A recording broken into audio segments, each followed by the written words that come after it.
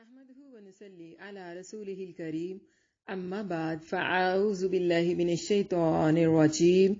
بسم الله الرحمن الرحيم رب اشرح لي صدري ويسر لي أمري واحلل عقدة من لساني يفقهوا قولي رب يسر ولا تعسر وتمم بالخير اللهم إنا نسألك علما نافعا ورزقا طيبا وعملا متقبلا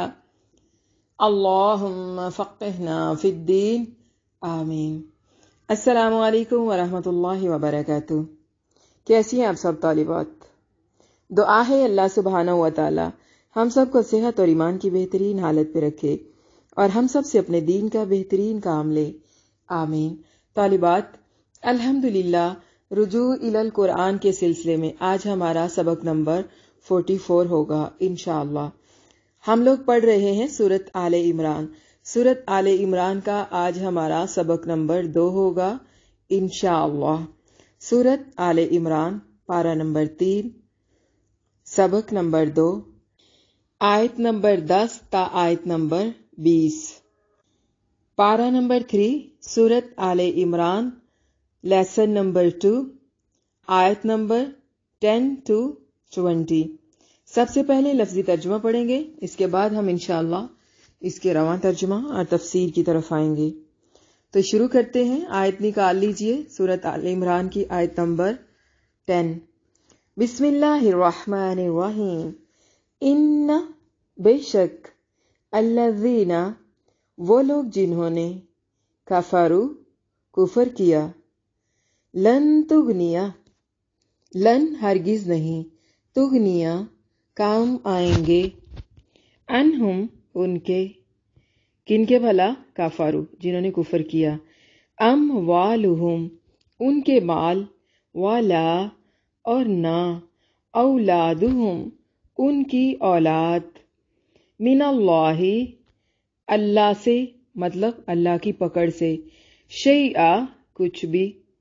وَأُولَئِکَ اور یہی لوگ ہیں،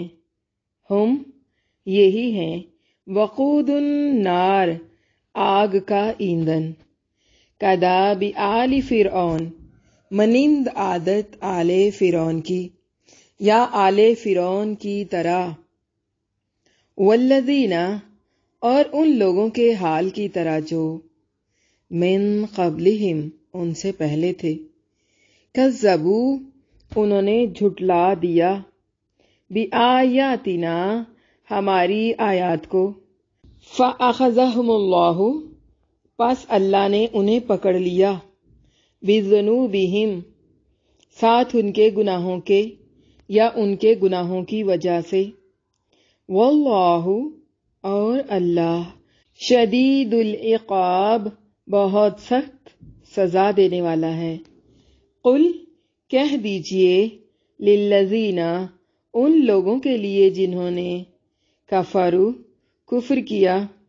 ستغلبون عنقریب تم مغلوب کیے جاؤ گے، وتحشرون اور تم اکٹھے کیے جاؤ گے، الی طرف، جہنم جہنم کی، وبئس المہاد اور وہ برا ٹھکانہ ہے، قد تحقیق کانا تھی، لکم تمہارے لیے، آیتن عظیم نشانی، فی فئتین ان دو جماعتوں کے بیچ میں،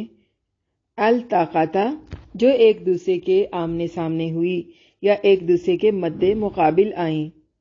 فئتن ایک جماعت، تقاتل لڑتی تھی، فی سبیل اللہ اللہ کی راہ میں، وَأُخْرَى اور دوسری، کافرۃن کافر تھی، یرونہم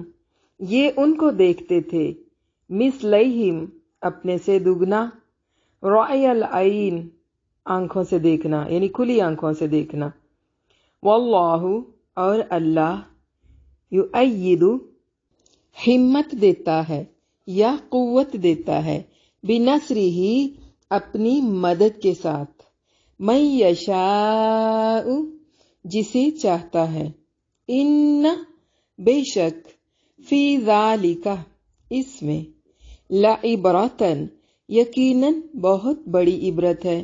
لِأُولِي الْأَبْصَارِ آنکھوں والوں کے لیے زُیِّنَ زینت دی گئی یا مزین کر دی گئی ہے لِلنَّاسِ لوگوں کے لیے حب الشہواتی محبت خواہشات کی من النساء عورتوں سے والبنین اور بیٹے والقناطیر اور خزانے المقنطراتی جمع کیے ہوئے من الذهب سونے کے والفضة اور چاندی کے والخیل اور گھوڑے المسومتی نشان لگے ہوئے والانعام اور مویشی والحرث اور کھیتی ذالک یہ متاع سامان ہے الحیات الدنیا دنیا کی زندگی کا واللہ اور اللہ عندہ اسی کے پاس ہے حسن المآب اچھا ٹھکانہ قل کہہ دیجئے اعنبئکم کیا میں تمہیں خبر دوں بخیرین بہتر چیز کی من ذالکم اس سے للذین ان لوگوں کے لیے اتقوا جو ڈر گئے عند ربہم ان کے رب کے پاس ہے جنات بہت سارے باغات تجری چلتی ہیں یا بہتی ہیں من تحتہا ان کے نیچے الانہار نہریں خالدین ہمیشہ رہنے والے ہیں فیہا ان میں وازواج مطہرہ اور بیویاں ہیں نہایت پاک صاف ورضوان من اللہ اور عظیم خوشنودی ہے اللہ کی طرف سے واللہ اور اللہ بصیر خوب دیکھنے والا ہے بالعباد اپنے بندوں کو الذین وہ جو یقولون کہتے ہیں ربنا اے ہمارے رب اننا بے شک ہم آمنا ایمان لے آئے فاغفر پس تو بخش دے لنا ہمارے لیے ذنوبنا ہمارے گناہوں کو وقنا اور ہمیں بچا عذاب النار آگ کے عذاب سے الصابرین صبر کرنے والے مرد والصادقین اور سچ کہنے والے والقانتین اور فرما برداری کرنے والے والمنفقین اور خرچ کرنے والے والمستغفرین اور بخشش مانگنے والے بالاسحار سحری کے وقت یا رات کی آخری گھڑیوں میں شاہد اللہ اللہ نے گواہی دی ہے انہ کہ حقیقت یہی ہے کہ لا الہ کوئی معبود نہیں الا ہو مگر وہی والملائکۃ اور فرشتوں نے یعنی فرشتوں نے بھی گواہی دی ہے وَأُولُو الْعِلْمِ اور علم والوں نے بھی قائما اس حال میں کہ وہ قائم ہیں بالقسط انصاف پر لا نہیں الہ کوئی معبود الا مگر ہوا وہی العزیز سب پر غالب ہے الحکیم کمال حکمت والا ہے ان بے شک الدین دین عند اللہ اللہ کے نزدیک الاسلام اسلام ہی ہے وَمَا اخْتَلَفَ اور نہیں اختلاف کیا الذین ان لوگوں نے اوت الکتاب جو دیے گئے کتاب الا مگر من بعد اس کے بعد ما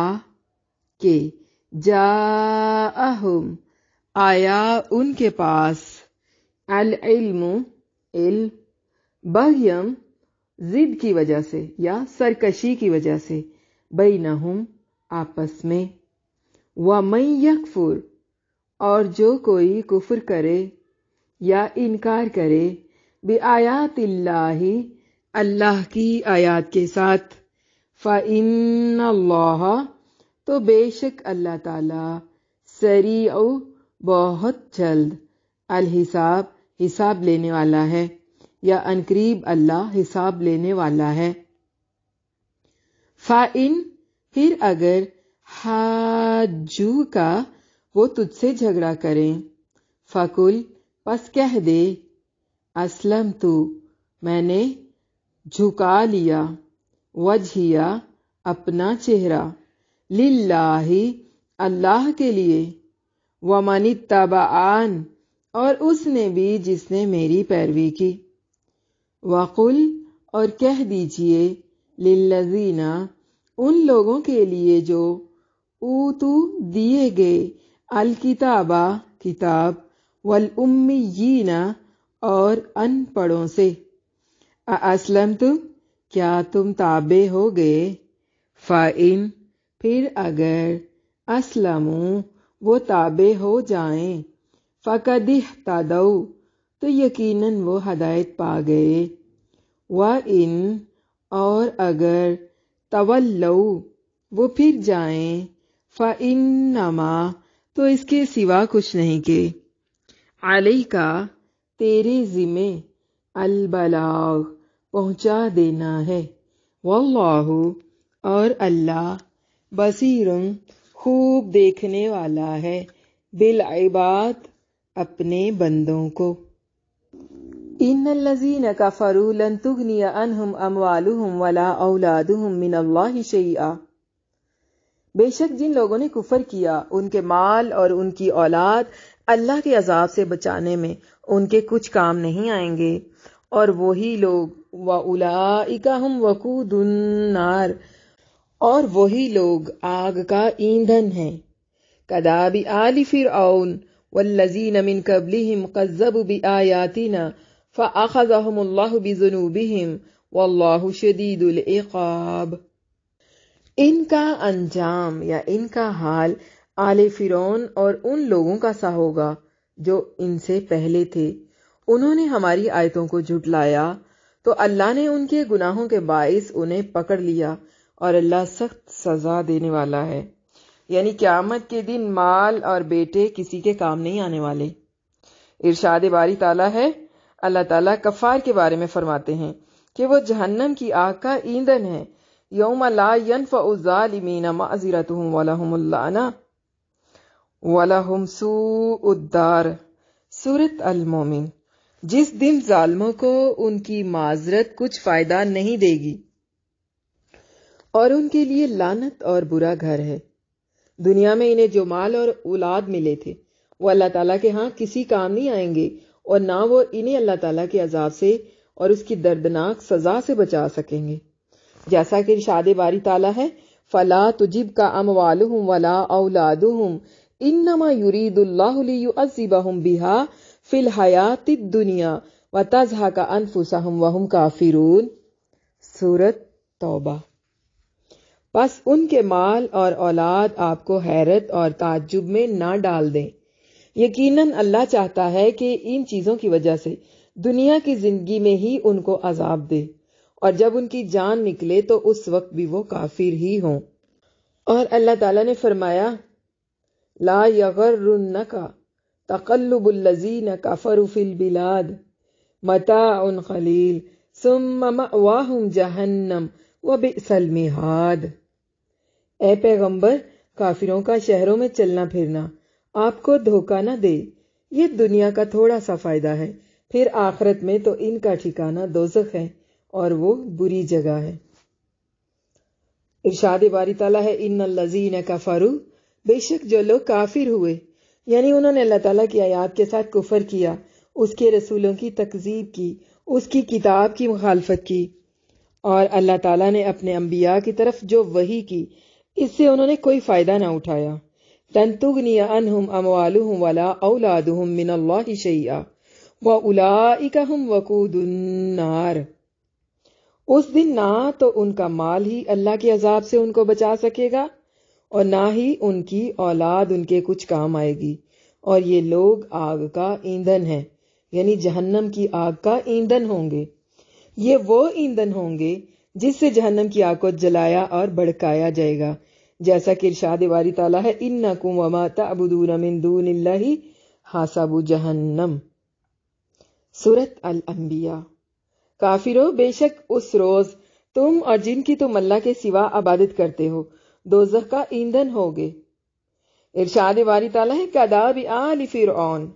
ان کا حال بھی فرعونیوں کے سے حال جیسا ہوگا. امام ضحاک رحمہ اللہ نے حضرت ابن عباس رضی اللہ عنہما سے روایت کیا ہے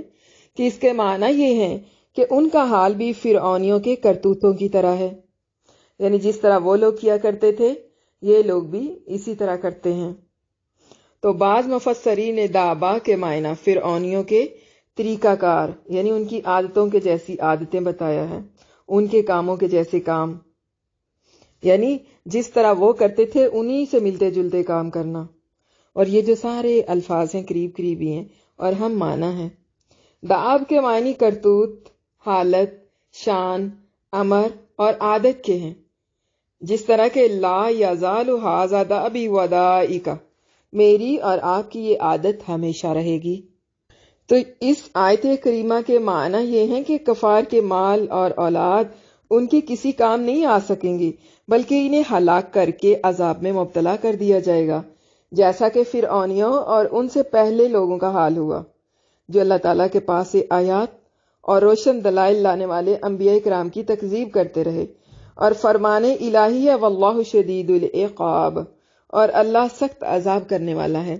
یعنی اس کی پکڑ بہت سخت ہے، اس کا عذاب بہت دردناک ہے. کوئی اس سے نہیں بچ سکتا اور نہ کوئی چیز اس سے مخفی رہ سکتی ہے، اس سے پوشیدہ رہ سکتی ہے. وہ جو ارادہ فرماتا ہے اسے کر گزرتا ہے، اور وہ ہر چیز پر غالب ہے، ہر چیز اس کی فرما بردار ہے، اس کے سوا کوئی معبود نہیں، اور وہ سب کا پروردگار ہے.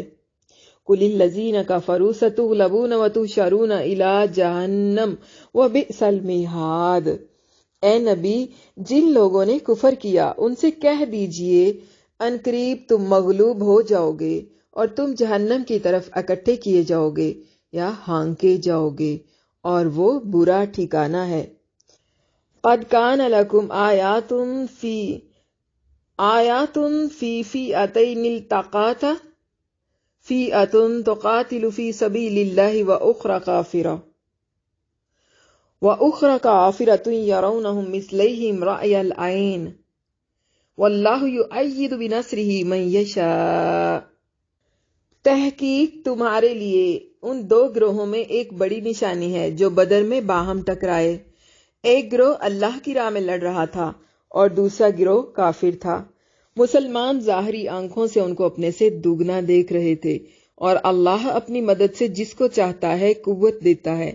ان فی ذالک لعبرۃ لأولی الابصار،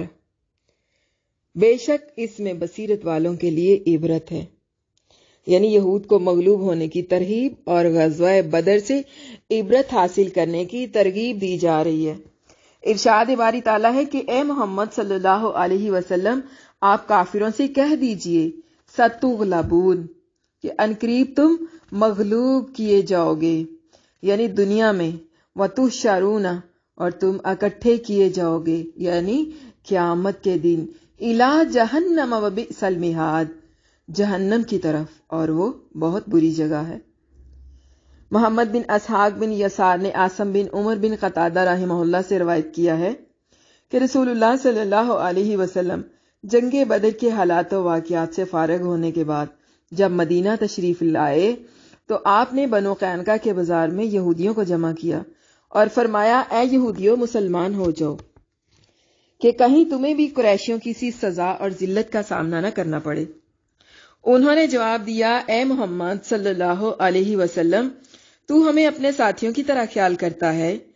اور تجھے وہ مارکا گمنڈ میں نہ ڈال دے جس میں تو نے فنون جنگ سے نا آشنا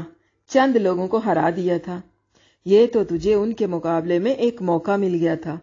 اللہ کی قسم اگر ہم سے لڑائی ہوئی تو بتا دیں گے کہ ہم جنگجو ہیں اور ہم جیسوں سے تو نے کبھی پنجہ آزمائی نہ کی ہوگی۔ تو اللہ تعالیٰ نے فرمایا قُلِ الَّذِينَ كَفَرُوا سَتُغْلَبُونَ وَتُحْشَرُونَ إِلَىٰ جَهَنَّمَ وَبِئْسَ الْمِہَادُ آخر تک ان فی ذلک لعبرۃ لأولی الابصار، یعنی یہ مکمل آیت اللہ تعالیٰ نے نازل فرمائی تھی یہاں تک لأولی الابصار تک، آیت نمبر 12 اور آیت نمبر 13۔ اسی لیے ارشاد باری تعالیٰ ہے قد کان لکم آیہ، تحقیق تمہارے لیے اللہ کی قدرت کی عظیم نشانی تھی،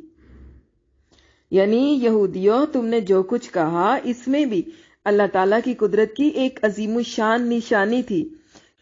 کہ اللہ تعالیٰ اپنے دین کو غالب کرنے والا، اپنے رسول کی مدد کرنے والا، اپنے کلمہ کو ظاہر کرنے والا اور اپنے امر کو سربلند کرنے والا ہے، فی آتین دو گروہوں میں، التقطا جو آپس میں ٹکرائے یعنی لڑائی کے لیے، فی اتن تقاتل فی سبیل اللہ ایک گروہ اللہ کی راہ میں لڑ رہا تھا اور وہ مسلمانوں کا گروہ تھا۔ اس سے مراد مشرکین قریش ہیں جنہوں نے بدر میں مسلمانوں سے لڑائی کی تھی۔ فرمان الہی ہے یرونہم مثلہم رأی العین، وہ ان کو اپنی ظاہری آنکھوں سے اپنے سے دگنا دیکھ رہے تھے، یعنی مشرکین جنگ بدر کے دن مسلمانوں کو اپنے سر کی آنکھوں سے اپنے سے دگنا دیکھ رہے تھے، اور اس طرح مسلمانوں کی تعداد کے دیکھنے کو اللہ تعالیٰ نے اسلام کی فتح اور نصرت کا سبب بنا دیا۔ اللہ تعالیٰ کا فرمان ہے یرونہم مثلہم رأی العین، اس کے معنی یہ ہے کہ مسلمان کافروں کی تعداد کو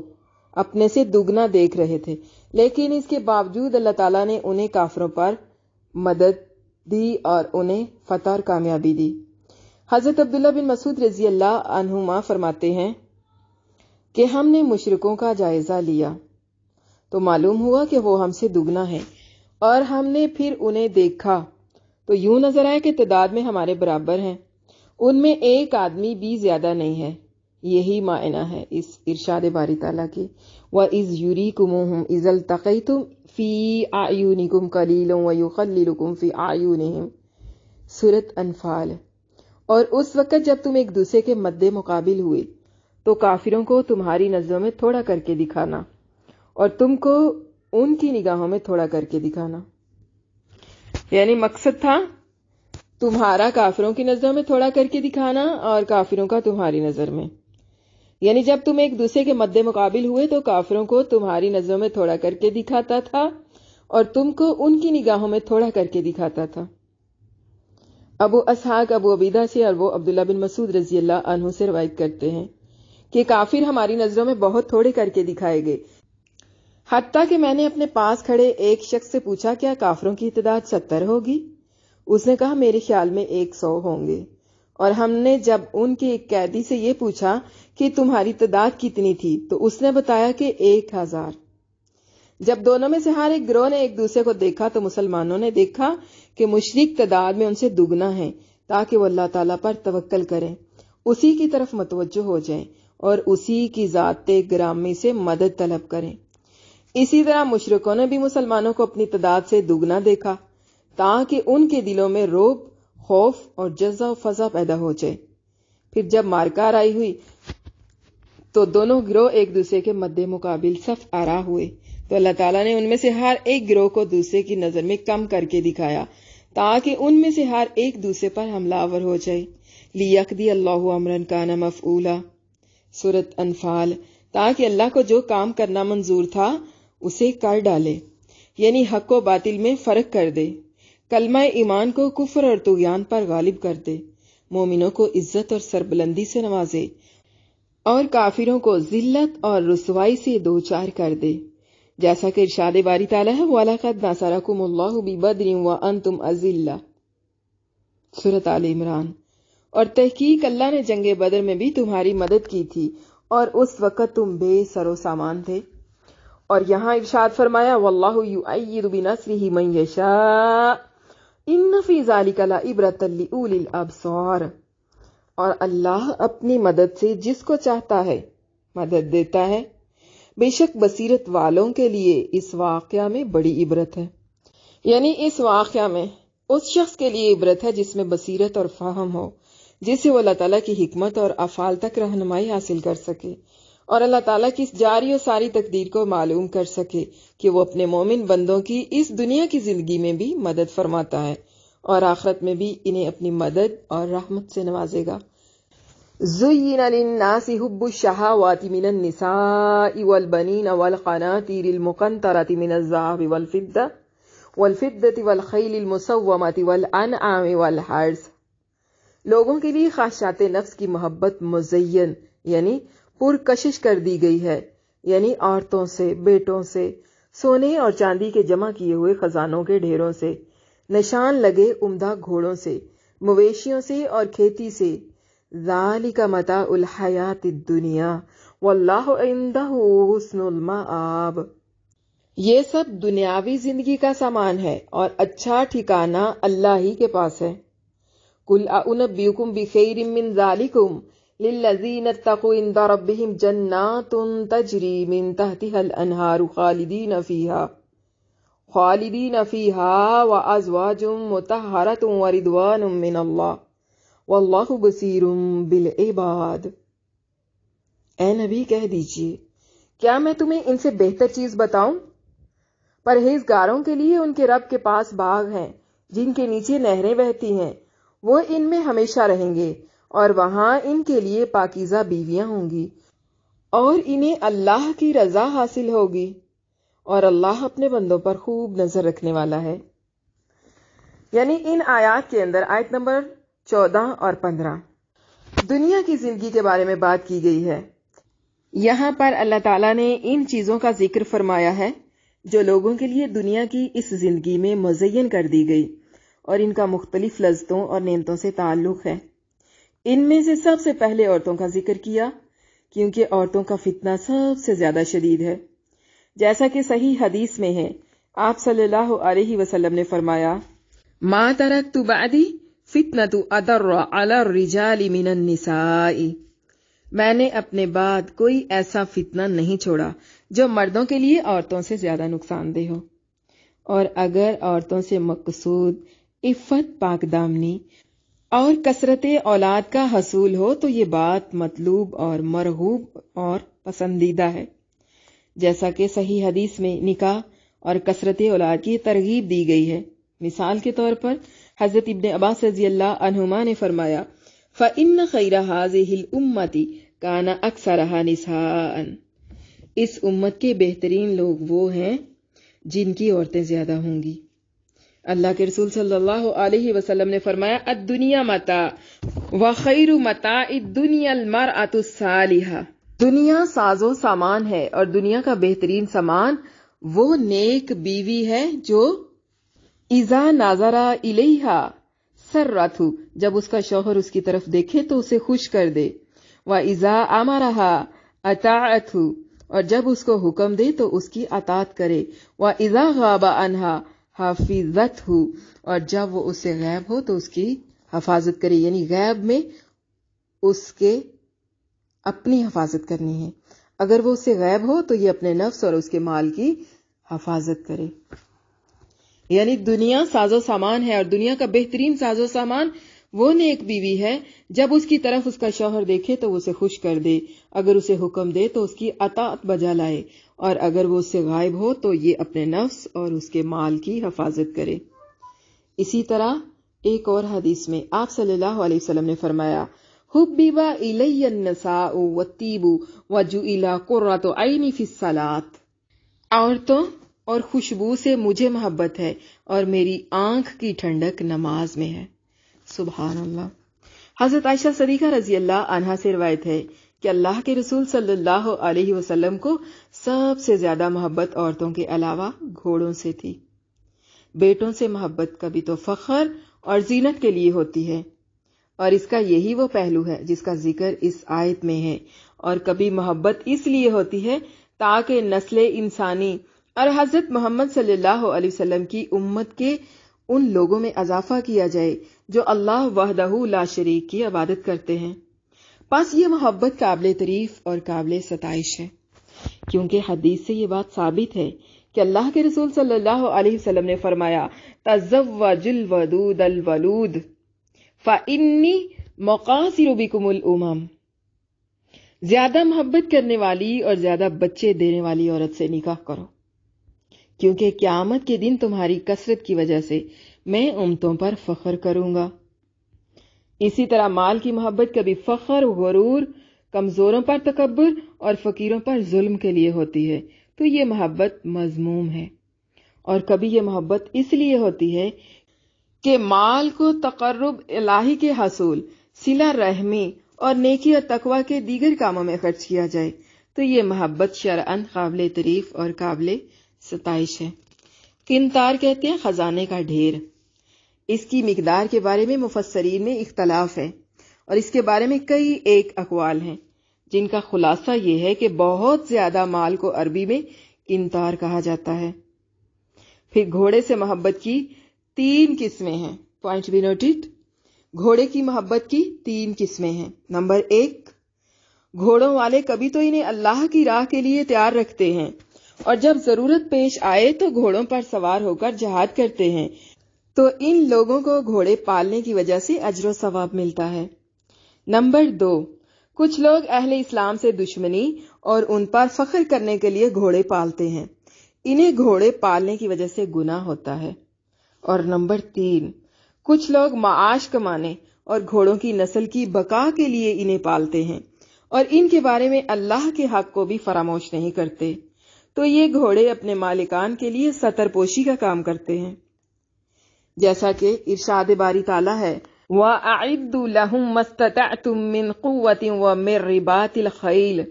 سورۃ انفال المسومہ۔ اس کے بارے میں حضرت ابن عباس رضی اللہ عنہما فرماتے ہیں کہ اس سے مراد چرنے والے موٹے تازے اور خوبصورت گھوڑے ہیں۔ مکحول رحمہ اللہ فرماتے ہیں کہ اس سے مراد 5 کلیان گھوڑے ہیں۔ تو اس سلسلے میں اور بھی اقوال ہیں۔ امام احمد رحمہ اللہ نے حضرت ابو ذر رضی اللہ عنہ سے روایت کیا ہے کہ اللہ کے رسول صلی اللہ علیہ وسلم نے فرمایا، ہر عربی گھوڑے کو صبح کے وقت 2 دعائیں کرنے کی اجازت دی جاتی ہے، تو وہ یہ دعا کرتا ہے اللہم انکا خولتنی من خولتنی من بنی آدم، اے اللہ تو نے انسانوں میں سے جسے بھی میرا مالک بنایا ہے تو مجھے اس کے سب سے پسندیدہ اہل اور مال میں سے بنا دے، یعنی فجعلنی من احب اہلہ و مالہ الی او احب اہلہ و مالہ الی، یعنی ہر عربی گھوڑے کو صبح کے وقت 2 دعائیں کرنے کی اجازت دی جاتی ہے، تو وہ یہ دعا کرتا ہے کہ اے اللہ تو نے انسانوں میں سے جسے بھی میرا مالک بنایا ہے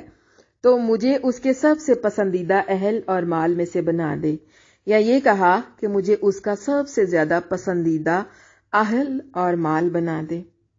فرمان الہی ہے والانعام، اور مویشی یعنی اونٹ، گائے اور بھیڑ بکریاں، والحرث اور کھیتی یعنی زراعت اور کاشتکاری، یعنی زراعت اور کاشتکاری کے لیے استعمال کی جانے والی زمین۔ پھر اللہ تعالیٰ نے فرمایا ذالک متاع الحیات الدنیا، یہ ساری چیزیں تو دنیا کی زندگی کا سامان ہیں، یعنی یہ تو دنیا کی زندگی کی سج دج، اس کی زیب و زینت، اس کی شان ہے اور اس کی فانی اور زوال پذیر ہو جانے والی زینت ہے، جبکہ اس کے برعکس واللہ عندہ حسن المآب، اللہ کے ہاں بہت اچھا ٹھکانہ ہے، اچھا ٹھکانہ بھی ہے اور اچھا اجر و ثواب بھی ہے۔ پرہیزگاروں کی جزا دنیا کی تمام نعمتوں سے بہتر ہے۔ پوائنٹ بھی نوٹڈ۔ پرہیزگاروں کی جزا دنیا کی تمام نعمتوں سے بہتر ہے، اسی لیے تو اللہ تعالیٰ نے فرمایا ہے قُلْ أَنُبِّئُكُمْ بِخَيْرٍ مِّن ذَلِكُمْ، یعنی یہ جو ساری زیب و زینت ہے، مال مویشی ہیں، کھیتیاں ہیں، آل اولاد ہیں، خزانے ہیں، یہ سب دنیا کا سامان ہے، دنیا کی زیب و زینت ہے، دنیا کی زوال پذیر ہو جانے والی، فنا ہو جانے والی نعمتیں ہیں، فنا ہو جانے والی زینتیں ہیں۔ تو اس کے برعکس جو اللہ کے پاس ہے اے پیغمبر ان سے کہہ دیجئے کیا میں تم کو ایسی چیز بتاؤں جو ان چیزوں سے کہیں اچھی ہے؟ یعنی اے محمد صلی اللہ علیہ وسلم لوگوں سے کہہ دیجئے بھلا میں تم کو ایسی چیز نہ بتلاؤں جو دنیا کی رعنائی اور دنیا کی ذبائش یقینی طور پر زوال پذیر ہو جانے والی ان تمام نعمتوں سے کہیں اچھی ہے، جو لوگوں کو بڑی زینت اور باعث کشش معلوم ہوتی ہے۔ پھر اس کے بارے میں خبر دیتے ہوئے فرمایا لِلَّذِينَ اتَّقَوْا عِندَ رَبِّهِمْ جَنَّاتٌ تَجْرِي مِن تَحْتِهَا الْأَنْهَارُ، سنو جو لوگ پرہیزگار ہیں ان کے لیے اللہ کے ہاں باغات ہیں جن کے نیچے نہریں بہہ رہی ہیں، یعنی ان باغات کے اطراف میں مختلف قسم کے مشروبات کی نہریں بہہ رہی ہیں، جس طرح کے شہد، دودھ، شراب اور پانی وغیرہ کی، اور یہ جنت کی ان نعمتوں میں سے ہیں جنہیں کسی آنکھ نے نہیں دیکھا،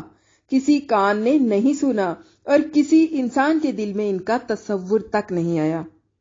اور نہ ہی کبھی آ سکتا ہے۔ خالدین فیہا، ان میں وہ ہمیشہ رہیں گے، یعنی ابد تک، اور اس سے نکل کر کہیں اور جانے کا ان کے دل میں کبھی خیال تک نہیں آئے گا۔ اور اس کے علاوہ ان کے لیے اس میں کیا ہے؟ وَأَزْوَاجٌ مُطَہَّرَةٌ، پاکیزہ عورتیں، پاک بیویاں جو کہ میل کچیل، بولو براز اور حیض و نفاس جیسی تمام نجاستوں سے پاک ہیں جو دنیا کی عورتوں کو پیش آتی ہیں۔ اور اس کے ساتھ ساتھ وَرِضْوَانٌ مِّنَ اللَّهِ، اور سب سے بڑھ کر اللہ کی خوشنودی حاصل ہوگی، یعنی اللہ تعالیٰ اپنی خوشنودی سے سرفراز فرمائے گا اور کبھی بھی ان سے ناراض نہیں ہوگا۔ اسی لیے تو سورۃ بارات کی آیت میں اللہ تعالیٰ نے فرمایا ہے وَرِضْوَانٌ مِّنَ اللَّهِ أَكْبَرُ، سورۃ توبہ آیت نمبر 72۔ اور اللہ کی رضامندی تو سب سے بڑھ کر نعمت ہے، یعنی اللہ تعالیٰ نے انہیں جن ابدی نعمتوں سے سرفراز کر دیا، ان میں سب سے بڑی نعمت اللہ کی رضامندی ہے۔ پھر اللہ تعالیٰ نے فرمایا وَاللَّهُ بَصِيرٌ بِالْعِبَادِ، اور اللہ اپنے نیک بندوں کو دیکھ رہا ہے اور ہر ایک کو اس نعمت سے سرفراز فرمائے گا جس کا وہ مستحق ہے۔ الذین یقولون ربنا اننا آمنا فاغفر لنا ذنوبنا وقنا عذاب النار، جو لوگ کہتے ہیں اے ہمارے رب بے شک ہم ایمان لائے پس تو ہمارے گناہ بخش دے اور ہمیں آگ کے عذاب سے بچا۔ الصابرین والصادقین والقانتین والمنفقین والمستغفرین بالاسحار، یہ لوگ صبر کرنے والے، سچ بولنے والے، حکم بجا لانے والے، خرچ کرنے والے اور سحری کے وقت میں اللہ سے بخشش طلب کرنے والے ہیں۔ یعنی پرہیزگاروں کی اللہ تعالیٰ نے صفات بتائی ہیں، اور پرہیزگاروں کی دعا الذین یقولون ربنا اننا آمنا فاغفر لنا ذنوبنا وقنا عذاب النار، پرہیزگاروں کی یہ دعا ہے، اس کو نوٹ کر لیجئے اور اسے اپنی زندگی میں شامل کریں، اسے اپنی روزمرہ زندگی میں پڑھا کریں۔ پرہیزگاروں کی دعا اور ان کی صفات بیان کی گئی ہیں آیت نمبر 16 اور 17 میں۔ اللہ تبارک و تعالیٰ اپنے ان پرہیزگار بندوں کی صفت بیان کرتے ہوئے فرما رہا ہے جس سے اس نے بے پناہ اجر و ثواب کا وعدہ کر رکھا ہے۔ الذین یقولون ربنا اننا آمنا، وہ جو اللہ سے التجائیں کرتے ہیں، کیا التجائیں کرتے ہیں کہ اے پروردگار بے شک ہم ایمان لائے، یعنی تیری ذات گرامی پر، تیری کتاب پر، تیرے رسول پر، تو بدلے میں کیا چاہتے ہیں؟ فاغفر لنا ذنوبنا، پس تو ہمارے گناہ معاف فرما دے، یعنی تیری ذات پاک کے ساتھ اور جن کے ساتھ تو نے حکم دیا ہے ہم ایمان لے آئے ہیں، اس لیے تو اپنے فضل و کرم اور رحمت کے ساتھ ہمارے گناہوں اور غلطیوں کو معاف فرما دے۔ اور اس کے ساتھ ساتھ کیا دعا کرتے ہیں؟ وقنا عذاب النار، اور ہمیں دوزخ کے عذاب سے بھی محفوظ رکھ، اور ہمیں دوزخ کے عذاب سے محفوظ رکھ۔ اور فرمایا الصابرین، یہ وہ لوگ ہیں جو مشکلات میں صبر کرتے ہیں، یعنی اطاعت کے بجا لانے میں اور محرمات کی ترک کرنے میں صبر کرتے ہیں۔ والصادقین، اور سچ بولتے ہیں، یعنی اپنے ایمان کے بارے میں اور اپنے اعمال شاقہ کے بجا لانے کے بارے میں انہوں نے جو کچھ کہا اس میں یہ بالکل سچے ہیں۔ والقانتین، اور حکم بجا لاتے ہیں۔ قنوت کے معنی اطاعت اور خضوع کے بھی ہیں۔ والمنفقین، اور اللہ کی راہ میں خرچ کرتے ہیں، یعنی اپنے مالوں کو وہ اطاعت کی ان تمام صورتوں میں جن کا انہیں حکم دیا گیا ہے، یعنی صلہ رحمی میں، قرابت داری میں، ضرورتوں کے پورا کرنے اور ضرورت مند کی ہمدردی اور غمگساری میں خرچ کرتے ہیں۔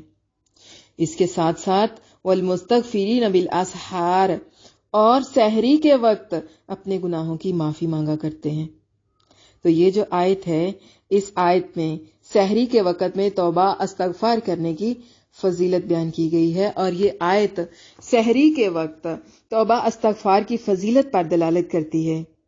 حضرت یعقوب علیہ السلام نے جب اپنے بیٹوں سے یہ کہا تھا سوف استغفر لکم ربی، سورۃ یوسف، میں عنقریب اپنے پروردگار سے تمہارے لیے بخشش مانگوں گا،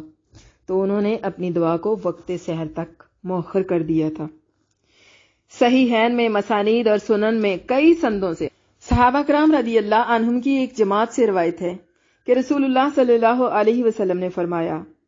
اللہ تبارک و تعالی ہر رات آسمان دنیا پر اس وقت نزول فرماتا ہے جب رات کا آخری ثلث باقی رہ جاتا ہے، اور فرماتا ہے کون ہے دعا کرنے والا؟ یقول، وہ کہتا ہے من یدعونی، کون ہے مجھ سے مانگنے والا؟ فاستجب لہ، میں اس کو عطا کروں، یعنی کون مجھ سے مانگنے والا ہے کہ میں اسے دوں، اسے عطا کروں؟ ہے کوئی اپنے گناہوں کی معافی مانگنے والا کہ میں اسے معاف کر دوں؟ اسی طرح صحیحین میں حضرت عائشہ صدیقہ رضی اللہ عنہا سے روایت ہے، من کل اللیل قد اوتر رسول اللہ صلی اللہ علیہ وسلم من اول اللیل و اوسطہ و آخری، رسول اللہ صلی اللہ علیہ وسلم نے رات کے پہلے، درمیانی اور آخری حصے میں وتر پڑھے ہیں۔ فانتہا وترہ الی السحر، اور آپ صلی اللہ علیہ وسلم نے وتروں کو سحر تک ادا فرمایا۔ اسی طرح حضرت عبداللہ بن عمر رضی اللہ عنہما رات کو نماز ادا فرماتے تو کہتے، اے نافع، کیا ہم وقت سحر میں داخل ہو گئے ہیں؟ وہ یعنی نافع وہ کہتے کہ نہیں۔ ابن عمر دوبارہ نماز شروع کر دیتے۔ جب میں کہتا ہاں سحر ہو گئی ہے تو وہ دعا اور استغفار میں مصروف ہو جاتے حتیٰ کہ صبح ہو جاتی۔ شاہد اللہ انہ لا الہ الا ہو والملائکۃ واولو العلم قائما بالقسط لا الہ الا هو العزیز الحکیم، اللہ نے گواہی دی ہے کہ اس کے سوا کوئی معبود نہیں، فرشتوں اور اہل علم نے بھی گواہی دی ہے،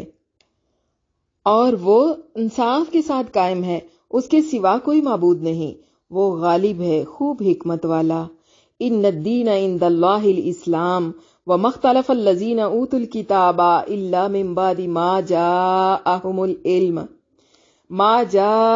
العلم بغیا بینہم، بے شک اللہ کے نزدیک دین صرف اسلام ہے، اور اہل کتاب نے صحیح علم آ جانے کے بعد صرف اس لیے اختلاف کیا کہ وہ باہم ضد اور حسد رکھتے تھے۔ وَمَن يَكْفُرْ بِآيَاتِ اللَّهِ فَإِنَّ اللَّهَ سَرِيعُ الْحِسَابِ، اور جو کوئی اللہ کی آیات کا انکار کرتا ہے تو بے شک اللہ جلد حساب لینے والا ہے۔ فَإِنْ حَاجُّوكَ فَقُلْ أَسْلَمْتُ وَجْهِيَ لِلَّهِ وَمَنِ اتَّبَعَنِ، اے نبی صلی اللہ علیہ وسلم، پھر اگر وہ آپ سے جھگڑا کریں تو کہہ دیجئے میں نے اپنا سر اللہ کے آگے جھکا دیا ہے اور میری پیروی کرنے والوں نے بھی۔ وَقُلِ الَّذِينَ أُوتُوا الْكِتَابَ وَالْأُمِّيِّينَ أَأَسْلَمْتُمْ فَإِنْ أَسْلَمُوا فَقَدِ اهْتَدَوْا وَإِنْ تَوَلَّوْا فَإِنَّمَا عَلَيْكَ الْبَلَاغُ، اور ان اہل کتاب اور ان پڑھ لوگوں سے پوچھیں کیا تم اسلام لاتے ہو؟ پھر اگر وہ اسلام قبول کر لیں تو وہ ہدایت پا گئے، اور اگر وہ منہ موڑیں تو آپ کے ذمہ صرف پیغام پہنچانا ہے۔ واللہ بصیر بالعباد، اور اللہ اپنے بندوں کو خوب دیکھ رہا ہے۔ ان آیات کے اندر شہادت توحید کی گواہی ہے۔ شہادت توحید، اللہ تعالیٰ نے شہادت دی ہے اور اللہ ہی کافی ہے گواہ، اور وہ شہادت دینے والوں میں سب سے سچا، سب سے عادل اور سب سے زیادہ سچی بات فرمانے والا ہے۔ انہ لا الہ الا ہو، اللہ تو اس بات کی گواہی دیتا ہے کہ اس کے سوا کوئی معبود نہیں، وہ تمام مخلوقات کے لیے الوہیت میں اکیلا ہے، تمام اس کے بندے، مخلوق اور اس کے محتاج ہیں، جبکہ وہ سب سے بے نیاز، جیسا کہ ارشاد باری تعالیٰ ہے لیکن اللہ یشہد بما انزل الیک، سورۃ نساء۔ لیکن اللہ نے جو کتاب آپ پر نازل کی ہے اس کی نسبت اللہ گواہی دیتا ہے۔ پھر اللہ تعالیٰ نے فرشتوں اور اصحاب علم کی گواہی کو بھی اپنی گواہی کے ساتھ ملا لیا اور فرمایا شاہد اللہ انہ لا الہ الا ہو والملائکۃ واولو العلم، اللہ تو اس بات کی گواہی دیتا ہے کہ اس کے سوا کوئی معبود نہیں، اور فرشتے اور اہل علم بھی گواہی دیتے ہیں۔ تو اس مقام پر علماء کی یہ ایک عظیم خصوصیت بیان کی گئی ہے، اور قائما بالقسط، وہ اللہ انصاف کے ساتھ قائم ہے، یعنی وہ تمام احوال میں اسی طرح ہے، لا الہ الا ہو، اس کے سوا کوئی عبادت کے لائق نہیں۔ یہ پہلی بات کی تاکید ہے۔ العزیز الحکیم، وہ نہایت غالب، خوب حکمت والا ہے، یعنی وہ اس قدر غالب ہے کہ عظمت اور کبریائی میں اس کا کوئی ثانی نہیں، کوئی اس کا مقابلہ نہیں کر سکتا، اور وہ اپنے تمام اقوال اور افعال اور شرع قدر میں حکمت والا ہے۔ تو اللہ کے نزدیک پوائنٹ بھی نوٹڈ، دین کون سا ہے؟ اللہ کے نزدیک دین اسلام ہی ہے، اس کے علاوہ اللہ اور کسی دین کو قبول نہیں کرے گا۔ ارشاد باری تعالیٰ ہے ان الدین عند اللہ الاسلام، بے شک دین تو اللہ کے نزدیک صرف اسلام ہے۔ اللہ تعالیٰ نے خبر دی ہے کہ وہ اسلام کے سوا کسی اور دین کو قبول نہیں فرمائے گا، اور اسلام یہ ہے کہ ان تمام رسولوں کی پیروی کی جائے جنہیں اللہ تعالیٰ نے مختلف وقتوں میں مختلف قوموں پر مبعوث فرمایا، حتیٰ کہ سب سے آخر میں آپ صلی اللہ علیہ وسلم کو بھیجا۔ حضرت محمد صلی اللہ علیہ وسلم کے راستے کے سوا اپنے تک پہنچنے کے تمام راستوں کو بند کر دیا۔ حضرت محمد صلی اللہ علیہ وسلم کی بعثت کے بعد کوئی آپ کے دین شریعت کے سوا کسی اور دین شریعت کے ساتھ اللہ کے پاس جائے گا تو وہ اسے ہرگز قبول نہیں ہوگا، جیسا کہ اللہ تعالیٰ نے فرمایا ہے وَمَن يَبْتَغِ غَيْرَ الْإِسْلَامِ دِينًا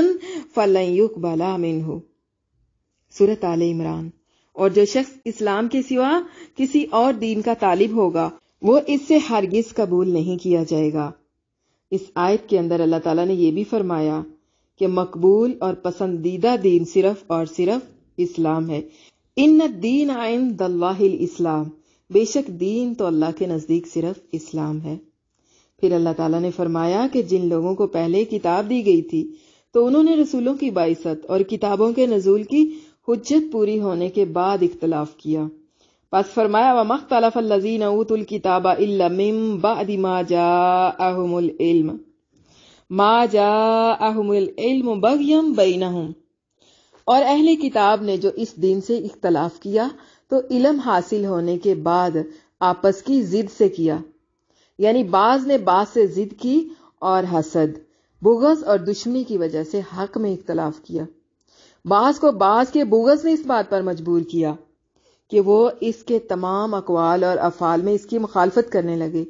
خواہ وہ حق ہی ہوں۔ پھر اللہ تعالیٰ نے فرمایا وَمَن يَكْفُرْ بِآيَاتِ اللَّهِ، اور جو شخص اللہ کی آیتوں کا انکار کرے، یعنی اللہ تعالیٰ نے اپنی کتاب میں جو نازل فرمایا ہے اس کا انکار کرے، تو سن لو فَإِنَّ اللَّهَ سَرِيعُ الْحِسَابِ، بے شک اللہ جلد حساب لینے والا ہے، یعنی اللہ تعالیٰ اس کے بدلے میں سزا دے گا اور اپنی تکذیب پر اس کا محاسبہ فرمائے گا اور اپنی کتاب کی مخالفت پر اسے سزا دے گا۔ پھر ارشاد باری تعالیٰ ہے فَإِنْ حَاجُّوكَ، اے پیغمبر پھر اگر یہ لوگ آپ سے جھگڑنے لگیں، آپ سے جھگڑا کریں، یعنی اللہ تعالیٰ کی توحید میں جھگڑا کریں، تو آپ کہہ دیجئے فَقُلْ أَسْلَمْتُ وَجْهِيَ لِلَّهِ وَمَنِ اتَّبَعَنِ، تو کہنا کہ میں اور میرے ماننے والوں نے اللہ کے سامنے فرما برداری کر لی، کہ میں نے اپنا چہرہ متی کر لیا اللہ کے لیے اور ان لوگوں نے بھی جو میری پیروی کرتے ہیں۔ میں تو اس اللہ وحدہ لا شریک ہی کی خالص عبادت کرتا ہوں، جس کا کوئی ساتھی نہیں، جس کا کوئی بیٹا، جس کی کوئی بیوی نہیں، ومن اتبعان، اور یعنی جنہوں نے میرے دین کو قبول کر لیا، وہ بھی کہتے ہیں جو میں کہتا ہوں، یعنی وہ لوگ بھی یہی بات کہتے ہیں جو میں کہتا ہوں۔ تو یہ آیت کریمہ ایسے ہے جیسے اللہ تعالیٰ نے فرمایا ہے قُلْ هَٰذِهِ سَبِيلِي أَدْعُو إِلَى اللَّهِ عَلَىٰ بَصِيرَةٍ أَنَا وَمَنِ اتَّبَعَنِي، سورۃ یوسف۔ اے نبی آپ کہہ دیجئے میرا رشتہ تو یہی ہے، میں اللہ کی طرف بلاتا ہوں، میں اور وہ لوگ جنہوں نے میری پیروی کی بصیرت پر ہیں۔ اسلام سب لوگوں کا دین ہے اور نبی صلی اللہ علیہ وسلم کو تمام کائنات کی طرف مابعوث کیا گیا ہے۔ پھر اللہ تعالیٰ نے اپنے عبد اور رسول حضرت محمد صلی اللہ علیہ وسلم کو حکم دیا ہے کہ آپ اہل کتاب کی دونوں ملتوں یعنی یہود و نصارہ اور ان پڑھ مشرکوں کو اپنے طریقہ اور دین اور شریعت میں داخل ہونے کی دعوت دیں۔ ارشاد باری تعالیٰ ہے وَقُلِ الَّذِينَ أُوتُوا الْكِتَابَ وَالْأُمِّيِّينَ أَأَسْلَمْتُمْ فَإِنْ أَسْلَمُوا فَقَدِ اهْتَدَوْا وَإِنْ تَوَلَّوْا فَإِنَّمَا عَلَيْكَ الْبَلَاغُ، اور اہل کتاب اور ان پڑھ لوگوں سے کہیں کہ کیا تم اللہ کے فرما بردار بنتے اور اسلام لاتے ہو؟ پھر اگر یہ لوگ اسلام لے آئیں تو تحقیق ہدایت پا گئے، اور اگر آپ کا کہنا نہ مانے تو آپ کا کام صرف اللہ کا پیغام پہنچانا ہے اور اللہ تعالیٰ کے ذمہ ان کا حساب لینا ہے، اور اسی کی طرف ان سب کو لوٹ کر جانا ہے، اور وہ جس کو چاہتا ہے ہدایت عطا فرماتا ہے اور جس کو چاہتا ہے گمراہ کر دیتا ہے، اور اس کے تمام کام حکمت اور مصلحت پر مبنی ہیں۔ اسی لیے ارشاد باری تعالیٰ ہے واللہ بصیر بالعباد، اور اللہ اپنے بندوں کو دیکھ رہا ہے اور وہ جانتا ہے کہ ہدایت کا مستحق کون ہے اور ضلالت کا مستحق کون۔ اور اس کی شان یہ ہے لا یسأل عما یفعل وہم یسألون، سورۃ انبیاء آیت نمبر 23۔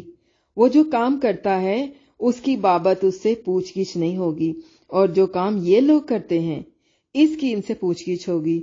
اور یہ بھی اسی کی حکمت اور رحمت کا تقاضا ہے۔ پھر اسی طرح کی اور بہت ساری آیتیں اس بات کی دلیل ہیں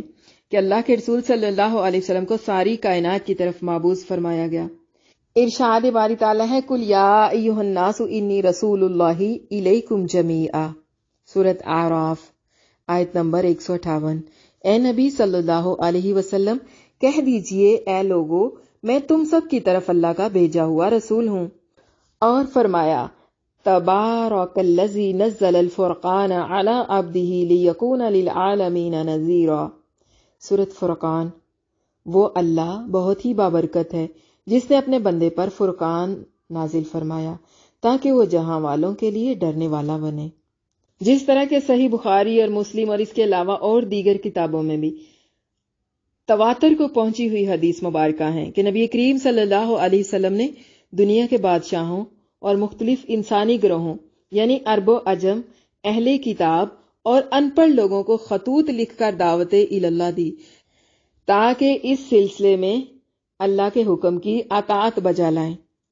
امام عبد الرزاق نے معمر سے، انہوں نے حمام سے، اور انہوں نے حضرت ابو ہریرہ رضی اللہ عنہ سے روایت کیا ہے کہ نبی کریم صلی اللہ علیہ وسلم نے فرمایا والذی نفس محمد بیدہ، قسم ہے اس ذات کی جس کے ہاتھ میں محمد صلی اللہ علیہ وسلم کی جان ہے، اس امت میں سے اگر کوئی بھی یہودی یا عیسائی میرے بارے میں سنے اور اس دین پر ایمان نہ لائے جس کے ساتھ مجھے بھیجا گیا ہے تو وہ جہنمی ہوگا۔ اور آپ صلی اللہ علیہ وسلم نے فرمایا وَبُعِثْتُ إِلَى الْأَحْمَرِ وَالْأَسْوَدِ، مجھے ہر سرخ و سیاہ کی طرف بھیجا گیا ہے۔ اور آپ نے یہ بھی فرمایا کان النبی یبعث الی قومہ خاصہ وبعثت الی الناس عامہ، ہر نبی کو خاص اسی کی قوم کی طرف بھیجا جاتا تھا جبکہ مجھے تمام لوگوں کی طرف بھیجا گیا ہے۔ یعنی آپ صلی اللہ علیہ وسلم قیامت تک کے لیے آخری نبی ہیں، قرآن قیامت تک کے لیے آخری کتاب اور آخری شریعت ہے۔ آپ صلی اللہ علیہ وسلم کے بعد کوئی نبی نہیں آئے گا، آپ تمام کائنات کی طرف مابعوث کیے گئے تھے۔ سبحانک اللہم و بحمدک اشہد ان لا الہ الا انت استغفرک و اتوب الیک۔ سبحان ربک رب العزت عما یصفون وسلام علی المرسلین والحمدللہ رب العالمین رب اغفر وارحم وانت خیر الراحمین وصلی اللہ وسلم وبارک علی نبینا محمد وعلی آلہ واصحابہ اجمعین آمین ثم آمین یا رب العالمین۔ الحمدللہ آج کا سبق جو ہے وہ مکمل ہو گیا ہے۔ آج کے سبق کو لے کر اگر کسی کے ذہن میں کوئی سوال ہے تو آپ پوچھ سکتی ہیں۔ اللہم لک اسلمت وبک آمنت وإلیک توکلت وإلیک انبت وبک خاصمت۔ اللہم انی اعوذ بعزتک لا الہ الا انت ان تضلنی انت الحی الذی لا یموت والجن والانس یموتون۔ اے اللہ، میں تیرا فرما بردار ہو گیا اور تجھ پر ایمان لایا اور تجھ پر بھروسہ کیا اور تیری طرف رجوع کیا اور تیری مدد سے دشمنوں سے لڑا۔ اے میرے اللہ، میں تیری عزت کی پناہ مانگتا ہوں، تیرے سوا کوئی معبود نہیں کہ تو مجھ کو بھٹکا دے۔ تو زندہ ہے، کبھی نہیں مرتا، اور جن اور انسان مر جاتے ہیں۔